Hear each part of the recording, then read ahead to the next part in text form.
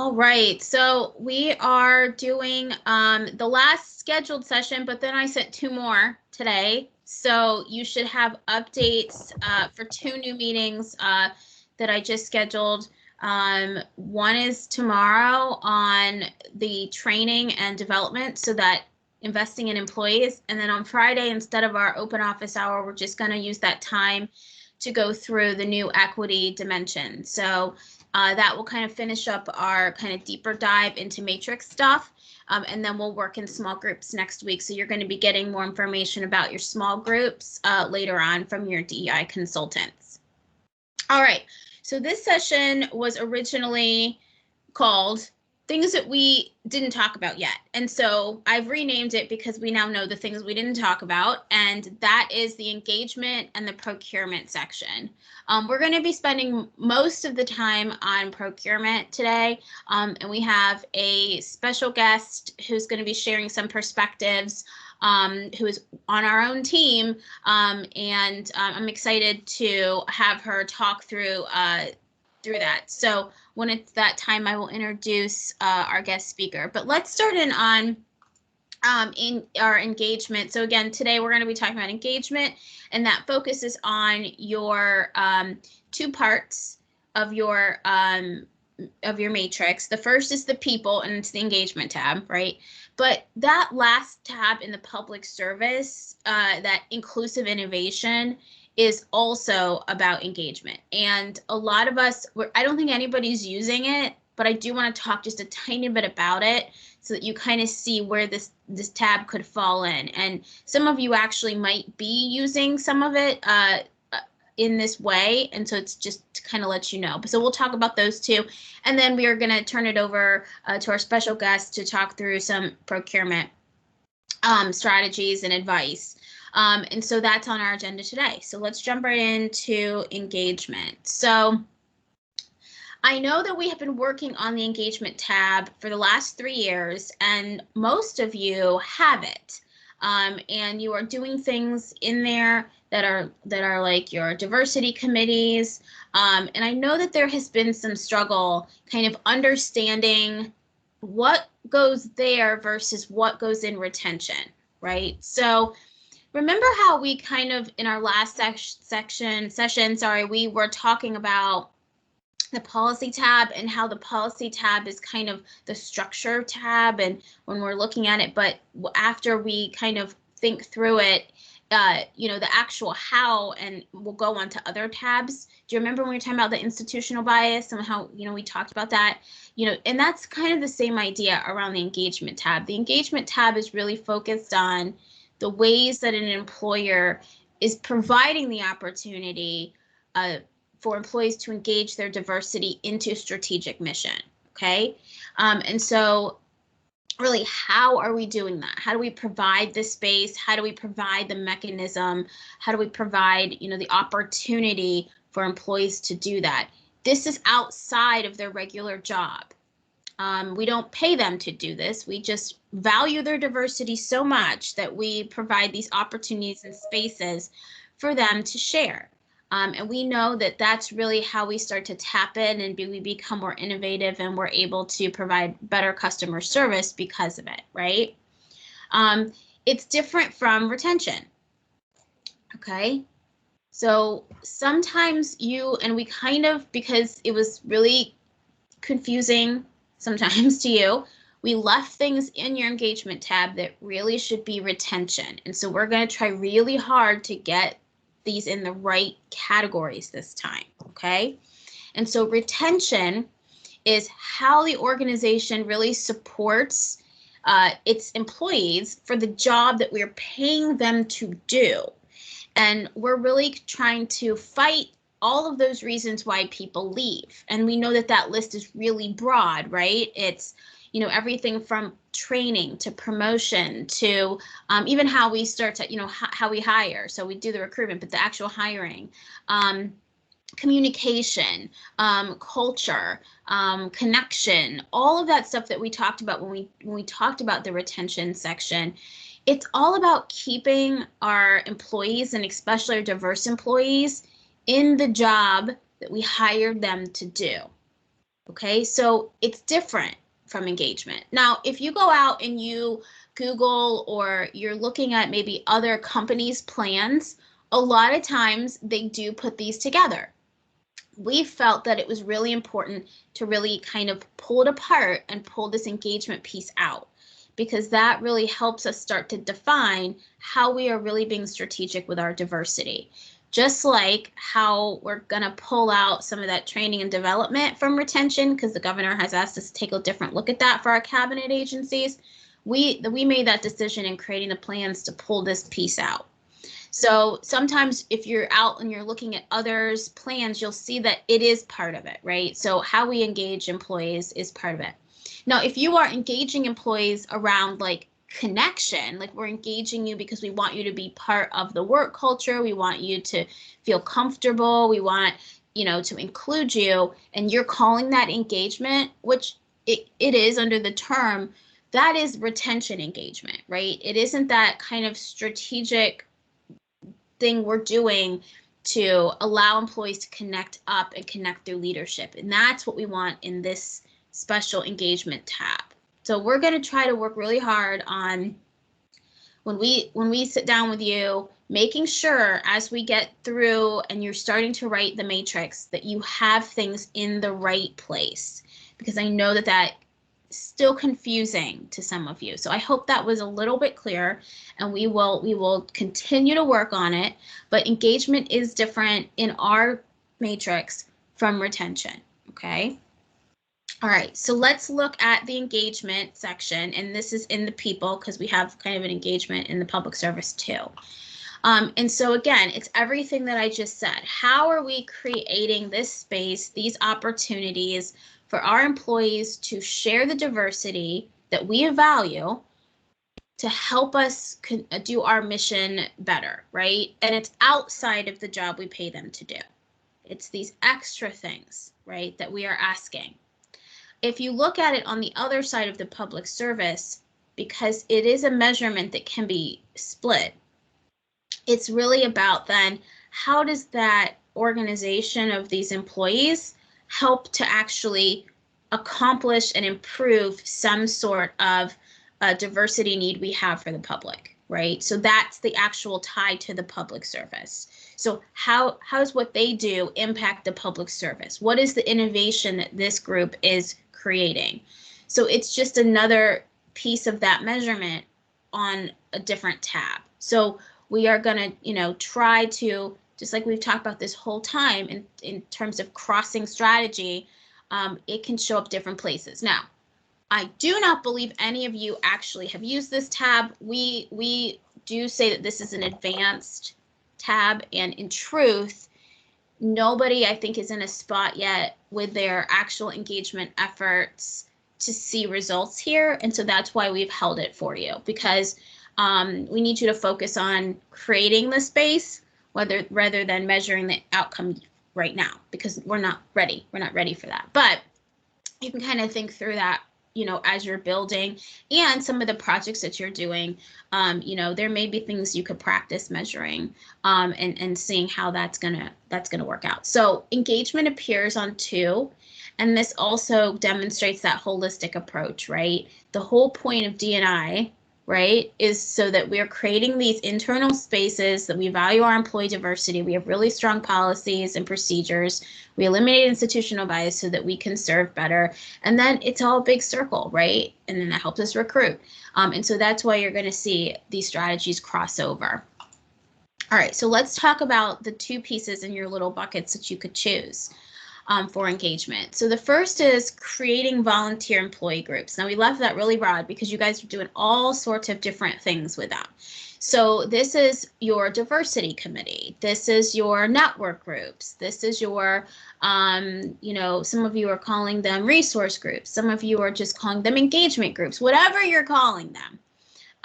This is the way that you're bringing, and when we say volunteer employee groups, we're thinking in our minds, you are creating more formal structure, right? So it isn't, which will be the next one, like kind of informal opportunities to gain diversity and perspective from your employees. This is a more formalized process. Now, what we're tracking in this tab is you doing that part, okay? Bringing them together, measuring the engagement, measuring the diversity, you know, measuring how you are bringing that together. The work that they do, because that's part of it, you're bringing them together to help you accomplish something else on another tab. That goes on the other tab, right? So the work that they do goes to that. So a lot of you are using your groups right now to work on general work culture, which is great. Work culture, general work culture, goes in your retention tab, right? So we're trying to keep people in the jobs they do by creating really great work culture. Whether that is training, whether that is education, whether that is, you know, that's what most of you are doing with these groups. Now, some of you might have something around policy. Maybe you're having your groups look at different policy. That work would go over into the policy section, right? Some of you have some, they might not be formalized, so that might be the next one, the informal, but some of you have put employees together that are doing translation for you. So they're helping you with translation. So that would go in the accessibility. But bringing them together and measuring that impact of that opportunity goes in engagement, okay? And so those are those volunteer employee groups. So that section there is about your formalized opportunities. The next one is just more general. So strategic inclusion of employee diversity. This is kind of your informal. So if you're not putting together a formalized group, you might be doing surveys. You may be just bringing in people. Your managers might be working on strategic projects. You might be, you know, working on something in your public service side, and you ask your employees, hey, do any of you have any experience with this? You know, for example, if you are, I don't know, like JFS, and you are looking at a different way of foster care or something, and you want to get some perspective. Maybe you reach out to your employees and say, any of you foster parents, can we listen to you for a little bit? And so, you know, that kind of more informal type of ways that you are using their diversity. So we have the formalized and informalized. Those are the two little buckets we've given you. That's what most of you are doing right now. Again, we can add things if you need to. But I think that this covers mostly everything that you are doing. And most of you are doing either a diversity committee, or you are doing kind of some sort of like network or engagement groups. And so again, you're measuring and you're putting your strategy about how you are supporting the group, bringing them together, you know, giving them the opportunity to share their diversity, and then you're going to measure that. So what you're going to measure there is, how often does the group meet? Who's on the group? What's the impact? What, those kind of things. Whatever assignment the group is doing, that goes in the other tab. And then you're going to measure the outcome of that. So if your group is putting together an education program to promote work culture, that will go in retention, and then you're going to measure it by whatever you decide. Number of employees who attend, satisfaction surveys, whatever it is you decide your measurement's going to be to demonstrate your success, that goes over there. Okay? Now, because none of you are really using this, we've given just one little bucket here. And again, it's just that broad, generic, strategic inclusion of employee diversity. So, you know, so if anyone wants to play with this and try to practice tracking, you certainly can. Just let your consultant know, because we're going to be building your matrix for you in the next few days to get ready for next week. And so if you want to do a practice, and we'll just put practice on it, so we won't actually, you know, do a formalized review on that part, but, you know, it can be something if you'd like to track it. All right. Are there any questions about that engagement, retention? What are we looking for there before I move into procurement? Put your hand up if you have a question, because, all right, I don't think so. All right. You know, I know it, as we write them, I'm sure you'll have more questions about what really goes there. Valerie. I'm sorry, can you just identify the pieces for retention only again? I know you spoke of like the formal group being part of the engagement. So the group itself is part of the you allowing employees to come together in a volunteer capacity to share their diversity with you is engagement. The thing that they work on, though, and I gave the example of retention, but it honestly could be recruitment, it could be policy, it could be some public service project. Maybe you need them to go and engage with a certain group, right? Maybe you have some Somali individuals and you're trying to target that community and they can help you. And that's not actually part of the job they do, right? They're giving you their diversity so you can help strategically accomplish something. That goes there. So the thing that they're doing goes in the other tab, but the opportunity and space that you're creating is what's measured on engagement. Does that make sense? Does that answer your question, Valerie? It answers my question around engagement, but I'm still a little confused about the piece that goes to retention. Is it just the work that, not just because it's valuable, but the work that they're doing will be reported in engagement? I'm sorry, in retention? No, it could be any tab, is what I'm saying. Don't get stuck. I just use retention because that's typically what you are all doing.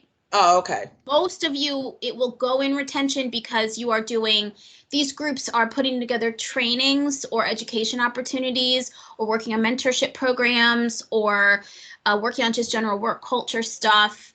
Generally, that's what you have your groups doing right now. What I'm saying is these groups could do anything in the plan that you determine is, strategic for you. Yeah. And so it just depends on the thing that you need them to work on. Okay. Thank you. You're welcome. And when we sit down, I know that this is still challenging. So when we sit down, that's our goal is to make sure before we leave you first quarter and when we get our matrix done, that these things are in the right tab. So you get it, we're measuring correctly. And so you just put it where you think it goes as you're writing, and I promise we will tell you and we will move it if we need to. Okay? All right. Thanks. All right. All right, let's move over into procurement now. All right, so we've always had the ideas around equitable public contracting in our strategic plans, and we haven't really done much with it except for just putting your numbers down. But we know that the way that we are doing public contracting is totally part of our state's DEI story. We have these programs that are designed to, just like affirmative action, right? They're designed to overcome institutional bias for certain groups. And we'll learn way more about this when Bobby Bell Bartholomew, when I hand it over to her, she's going to talk more about these programs and a little bit of the history of them. But we haven't really done anything yet with them, and we're still trying to figure out what to do, because what we need, because you guys wrote it in your plan, right, is how are we going to start to work with our procurement teams, and what are we going to do, because they have their own thing that they do their own plans, and that's not ever what we've asked. We've never asked to be, combined it, but we definitely want to be able to kind of track it holistically. So Bobby has some kind of ideas to share maybe with us about how we can start to build those relationships and work more collectively, and how we can be supportive, not do their work, but be supportive of it. And some of you tried some of this. And so we, those of you that decided you wanted to try things in this tab, we said, well, here's an easy strategy. Just hang up the posters. Let's start to really teach our employees about these programs, because in truth, we all have connections to people that do business. And so just saying, hey, do you know about these specialized programs to our friends or family members or neighbors or whoever? We become recruiters. We become recruiters, and we're using our own diversity, our own networks to help the state program. So we tried that, and then we kind of just decided in the last year of the last plan in your matrix to just cut it out, right? And we just took all of it out, and you notice that last tab is literally just your numbers. So we're going to try again because we know that there's story behind the numbers, and we're going to kind of figure this out as we go. So in your plans, you guys already wrote these, about the MBE and EDGE programs. And again, Bobby's going to tell us way more about them. Basically, what you wrote is that you promise you're going to work on hitting your goals. You already promised that. We just wrote it down in the plan, right? And so for MBE, there is a set aside goal of 15%. Is that right, Bobby? 15%. And then the EDGE has a goal too. And so these are the only two that have like mandatory, and it's 5, I think it's 5%. Bobby will correct this. She knows way more. And so those are the only two that have the specific numbers. And that's what we would write down for you. Remember, we'd go through, we'd find it, and we would do it for you. We'd go get it and just put it in, right? You didn't even do anything on the tab. And so those two are still there. Everyone has those because these two have those requirements in administrative code. And again, you have people working on that. That is their job, to do the numbers, to figure it out. And that's not what we are asking you to do, okay? The other two programs, and these are fairly new, these were optional because there are not those requirements of the numbers in the code, like the thing that they're hitting, but we definitely want to try to promote those. So some of you have chosen to add these two. So that's the veteran-friendly business and the women-owned business. So Bobby will talk to us a little bit more about what those are. When you're in your matrix, the things that you can pick from, and this is a really big list because in reality, we hope that you're working with your friends over on your procurement team and they're telling you what's going on behind the numbers. And we think that it's something in one of these categories, right? So either you're looking at and understanding and utilizing the data, you are doing that internal education and marketing. That's what we kind of already tried. So that's reflected there. They might be doing pipeline development of businesses. So going out, talking to people, trying to get people to apply to the programs. They're probably doing some sort of relationship building, whether that be with businesses themselves or organizations that support businesses. Marketing and branding. They might be doing, I've seen some stuff like on LinkedIn of, some of your organizations putting things out there about the contracting, like trying to market these opportunities, like, hey, bid on this contract if you qualify. Training and development, that kind of is, sometimes you do outside training and development with businesses, sometimes to like learn more about your contracts and your business, and sometimes it's an internal thing. You could do a training and development with your employees, like we talked about, to become and help be that extra set of recruiters for you. And then policy and process. Maybe there's some kind of policy or process that you need to look at and kind of tweak in the way that you are out there trying to do and gather procurement.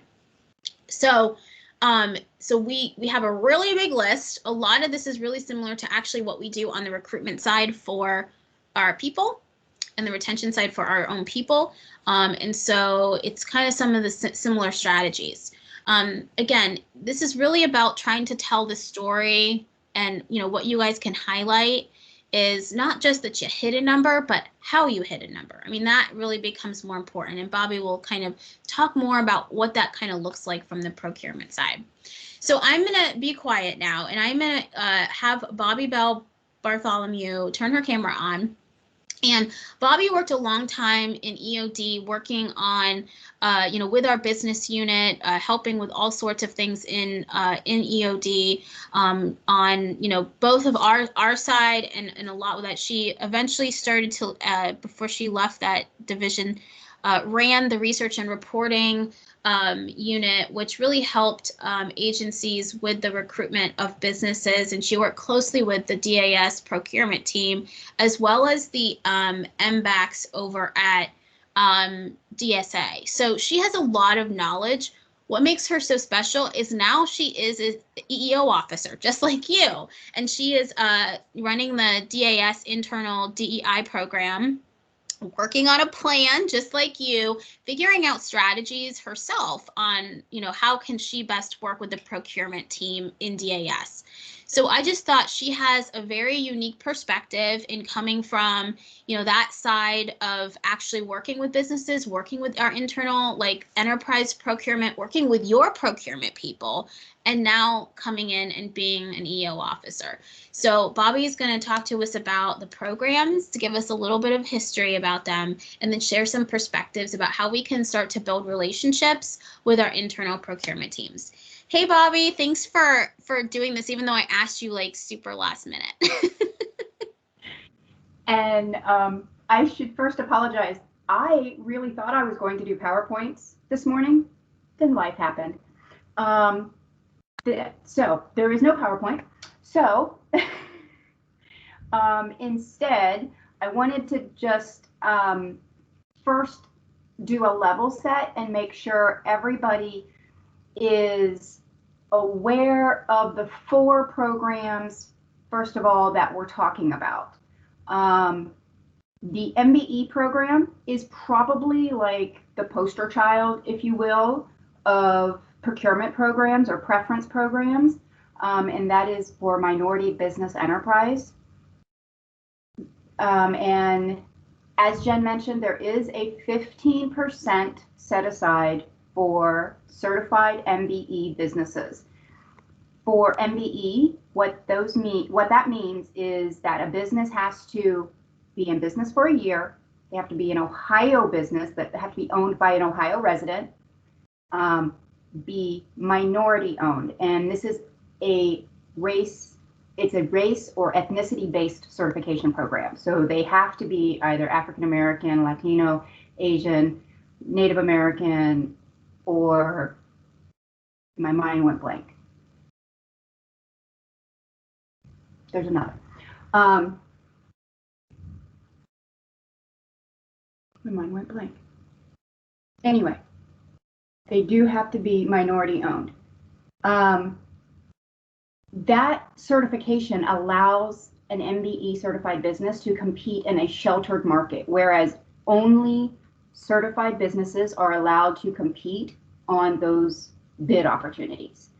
And this program was created in the 80s, but it wasn't until the Kasich administration that 15% actually came to be hit. Because for the longest time, agencies just kept saying it's impossible to hit it. We try, and we would hear the good faith effort comment. But nobody was actually spending with certified businesses. If you think about all of state procurement, the DAS was just asking that 15%, 15 cents on every dollar be spent with a certified MBE, and still state agencies were saying that they couldn't do it.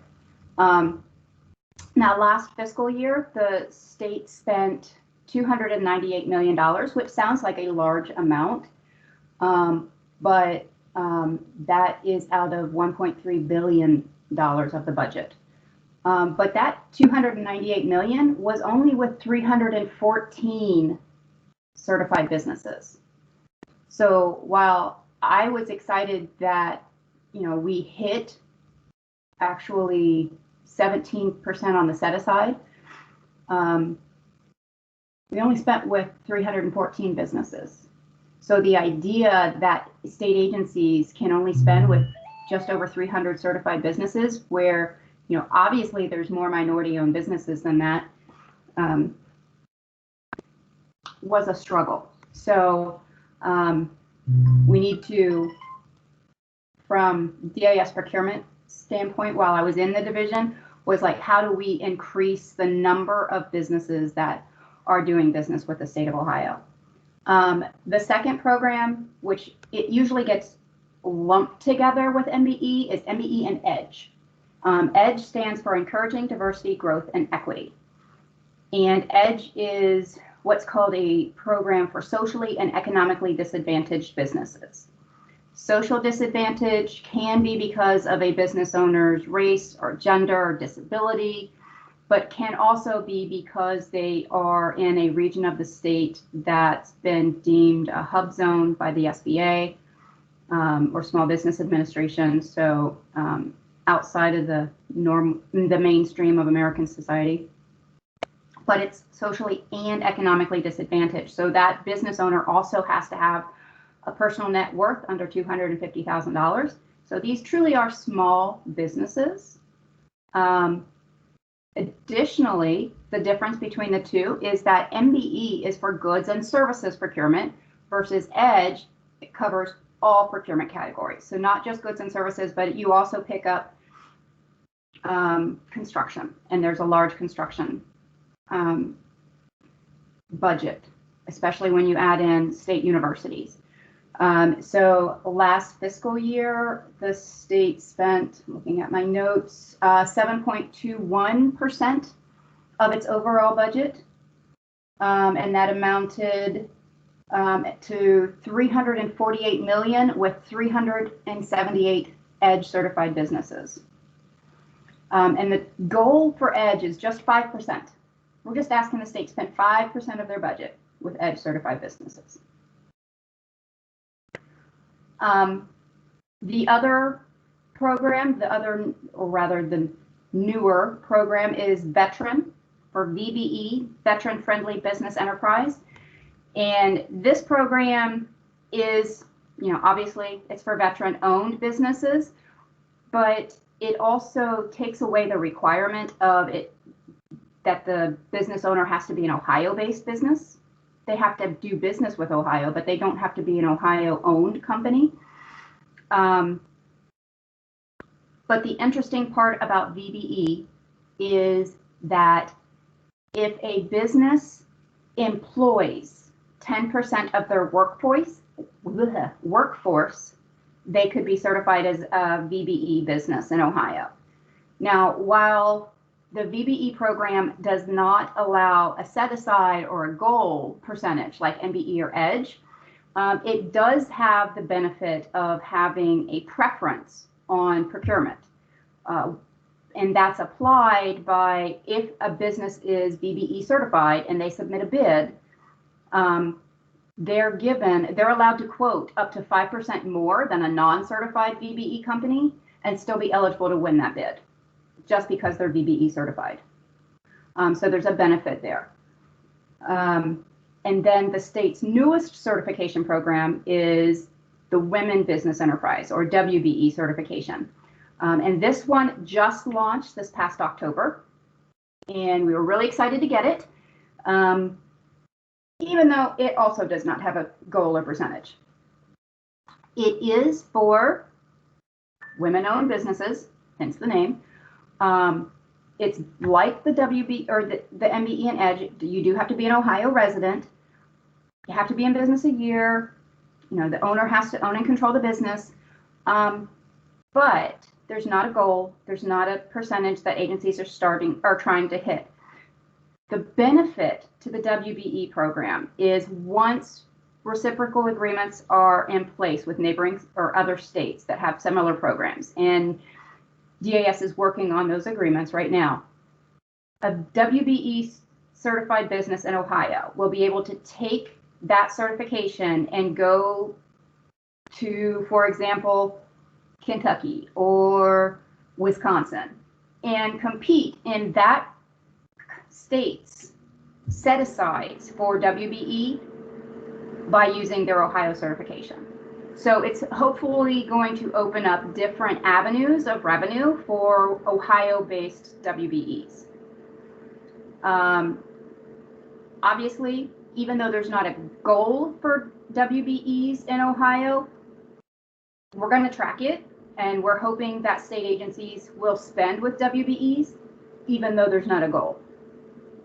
Because obviously, the women that we grandmothered into the program from our other programs are going to be reaching out to the agencies trying to get those state dollars. So we're hoping that just by the nature of them being certified by the state, that they're going to start winning some contracts. Okay, so those are the overall 4 preference programs that the state has. Jen, can you go back to the slide presentation where you listed those engagement with the one right before you had my name real big? There we go. So some of the things I wanted to talk about today were kind of like how we envisioned this partnership between the procurement side and the DEI side, and how, especially in my current role, I'm hoping it's going to mesh going forward. Because quite honestly, in my own plan, I listed all 4 of these programs as goals. I don't know how it's going to work. I don't know how we're going to write it. But I do know it's something that I want us to work on. Because from the procurement side, a lot of these agency MBE Edge officers are very targeted on hitting the numbers. They know they've got an MBE Edge, they've got an MBE set aside requirement to hit, and they've got an Edge goal that they're going to try to hit.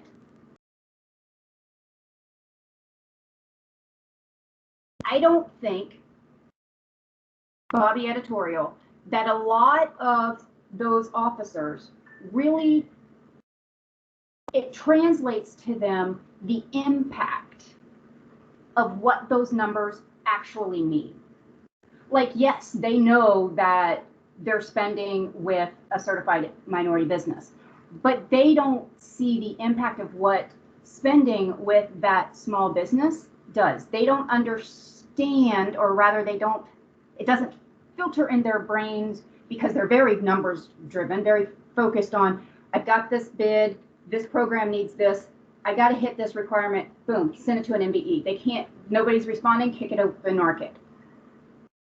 They're not thinking about that certified minority business is, with each contract that they pick up, is able to hopefully add an employee, send their child to a better school, get an extracurricular activity, do a better care service for their elder parent, what have you.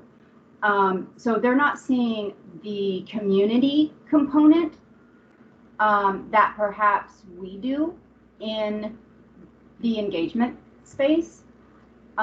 They're just trying to check a box that, because they know they've got a requirement to hit. So I think trying to help them make that connection is key. So that's why, for me, a lot of where I'm going to focus is relationship building within the procurement team, making the connection with the MBE Edge officers, even though I do know them, and then also kind of like building on that relationship. They've got businesses either that have reached out to them about doing business with the agency, and either the business isn't ready, can't handle the size of the contract, or they're not registered with the right, they're not registered with Ohio Buys, for example, in order to receive the bid notices. Those kinds of things, they could be shifted to a training thing. So there's opportunities there that perhaps in building that relationship with your MBE Edge officer, you can pick up on those types of things that we could help facilitate, or maybe give some ideas on how to make those relationships better. And then, as Jen mentioned, all of us know people, obviously. All of them know people, but perhaps they haven't put it into perspective that they know business owners. Maybe they don't know minority-owned businesses, but they know somebody who owns a business. If they are struggling to identify MBEs or EDGE certified businesses in a certain commodity, then perhaps from my perspective, I could blast it out on LinkedIn like, hey, business owners, here's an opportunity. Are you MBE or EDGE certified yet? If not, here's where you can go for more information. But just trying to help bridge those gaps, because there are gaps, but understanding where those gaps are and trying to try to help bridge them. And that's kind of like where we were hoping to go last year, and we kind of paused it. So we're just trying to restart it. Are there any questions? Jen, did I cover what you wanted? Yes, you did. One of the things I wanted to kind of look back on is this chart from Yep. Do you want to talk about it, Bobby? No, go ahead. Oh, that we looked at when we talked to Jamie, and how, in reality, this idea of helping our, minority businesses is part of this bigger idea of social determinants of health, because it's about economic stability, right? So these businesses, whether it's, MBE, EDGE, there's a reason that these programs exist, and it's to try to identify some institutional or systemic bias and overcome it. That's the point of the program. And so it's the same for these social determinants of health. And so we know that, when we talk about economic stability, and we want to make sure that these women-owned businesses, these, minority-owned businesses can thrive, so that they can not only support the business owner, but the people that work for them. And we know a lot of these businesses hire people that look like them. And so, it fits into this bigger idea of systemic, trying to combat systemic bias, and especially in that health space. So again, the way that Bobby is saying is, we might have to be the teachers a little bit. And we talked about this yesterday when we were talking about policy and institutional bias, and how we're going to maybe need to work with some of our policy friends and explain like what we're doing, and why we have to remember the story about the ham. Like, it's the same kind of thing in this procurement space, because in reality it has a much bigger impact than just the program and hitting the number, right? It's such a bigger story. I mean, you can actually link what the work of that procurement team is doing to the social determinants of health. And so it's just this kind of broader lens that, we're trying to work through and figure out how to track it in that sort of way. Because we know that it is critical to that story. And so we're still trying to figure it out, just as we're figuring out the cross collaboration, just like we're figuring out, the bigger equity pieces. But, this was something, like Bobby said, that we were playing around with last year. But timing and circumstance did not really allow us to present it to you. So I'm pretty excited about it. And, Bobby now gets the opportunity to kind of think through how to work with the strategies and work with the procurement team. So what are some things that we kind of envision you maybe having on this tab this year? I think Bobby hit the nail on the head with really good ways to start. And one, that's building the internal relationship. So, this relationship building, you could use that. Internal education, you could use that.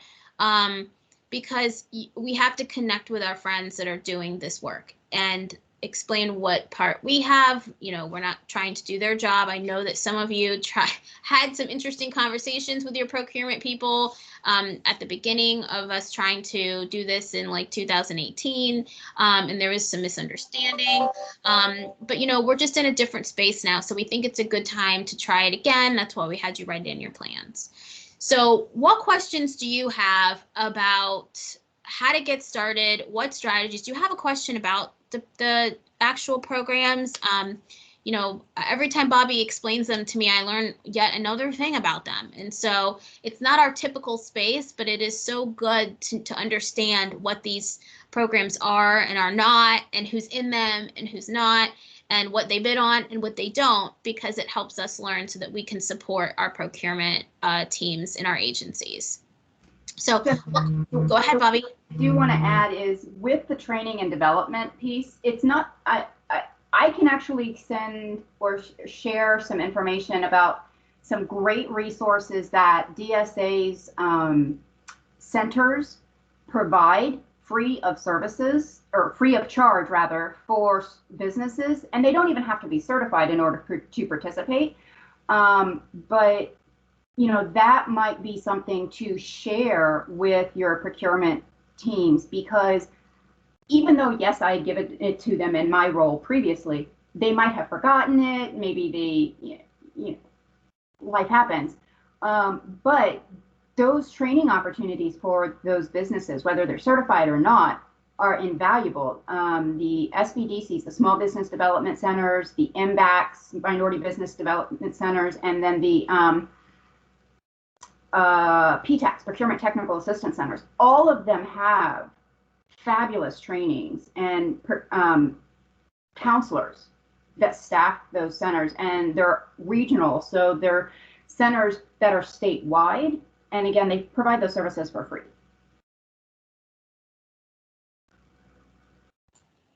Hey, Kristen, from DSA. I don't know if you want to add anything about since she was just literally talking about the work of your agency, if there's any. Is she not on? I think she's on. Well, because that is the actual mission critical work of part of DSA. Yep. And so, again, kind of learning what our sister agencies do is part of that kind of understanding and that ability to do the cross collaboration as well. So I think she's here, but maybe not here. So that's okay. I was just going to give her a chance. So do you guys have any questions about this, or how to get started, or how do you find out who your procurement people are, or anything in this space around procurement? Questions? Raise your hand because I can't see all of you. All right. Go ahead, whoever that is, because your bubble is not quite popping up for me.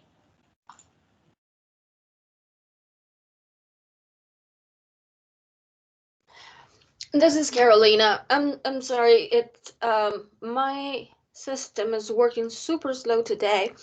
My question or maybe suggestion is because this is new, we were just reporting the numbers, and this idea of partnering with our connections here is new.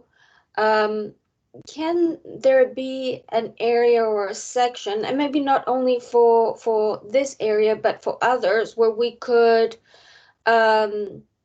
share, bring, or you can highlight best practices? Because we can all learn from each other. There are people like Bobby at DAS, or the people at ODOT, or others, they're doing fantastic work. Is there a way to highlight best practices so we can find ideas to implement? That's a great question, Carolina. And that's really what we want to try to start using our open office hours for, to give you guys that space to share. And then as we continue to move through the plans, we will be identifying best practices. We kind of have some from the last plan that, we plan on kind of sharing with you as we're sitting and writing. But that's an excellent point. We definitely want, and that's part of us using our own diversity, right? So Bobby has a diversity of work background and experience that's very helpful to us right now. And so we, just as we are, preaching this out, we need to help each other and use our own experiences as well. So excellent point. And if there are things that you guys want deeper topics on, or you want to have, conversation about, you just need to let me know, and I'll just put it on the agenda, just like, we did with Natalie last week with trauma-informed practices. I'll just do it. Like, those are your sessions. So just let me know what you want to talk about. Sometimes we know, like this Friday I switched it to something else. Like we'll do that too, but they're for you. So, we can talk about whatever you want, but excellent point, Carolina. We'll be identifying best practices, and we might we'll see, because we, as DAS Enterprise, I still have relationship building to do as well with procurement, with DSA. We might at some point try to do maybe bring everyone together and try to get on the same page with this stuff about who does what and what roles. We'll see what happens. But this is just such an important part of the story that's been out there, but not really connected in a way that I think benefits. So that's really the goal this first year, is to really start to have you guys work on that internal relationship. And if you have it, that's great. You could start on something else, but baby steps, right? We got to start at the beginning. And the beginning is really build the relationship internally first. Yeah, so what I mentioned to Jen last night was, my first step is I'm going to schedule like a monthly check-in with my procurement team, who submitted the agency projection plan to DAS, so that I can do just a check-in to say, okay, how can I be more supportive? Are there areas for procurement there that you are struggling for certified businesses? That way, because I do have that business relationship with a lot, because I was doing recruitment, there might be opportunities that I know of businesses that maybe aren't responding to those bid notices that I could do some outreach. So just starting those conversations is sort of like my starting point, is getting that on the calendar so that we're doing a check-in every month and having that conversation.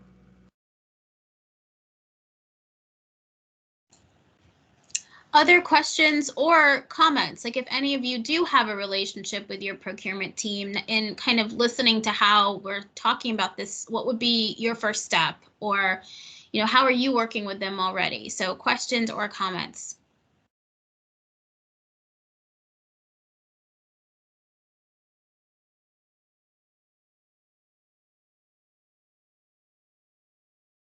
Brian? Hey, Jen. Regarding procurement, probably about 2 years ago, I went to the person in our fiscal department who is responsible for procurement, longer than that, and just explain to them, hey, this is something that, is a part of our D&I plan. I know you're monitoring it, you're working it on your end, but I also need to monitor it and report it through my matrix. Is there a person that you can designate as a point of contact that I can connect with, I can meet with? They can give me, and they put me directly with the person who's responsible for the MBE and the Edge. And so we meet periodically, and she tells me what's going on, the contracts that are pending, the ones that have been approved. And I too, like the person who just spoke about, maybe using that as an opportunity for outreach, to help bridge that communication and say, hey, how's everything going? I see that you applied for a contract. What's your intention? Do you need any assistance? Can I connect you with someone here at our office to complete a form, to get the necessary items? So it was engaging that way.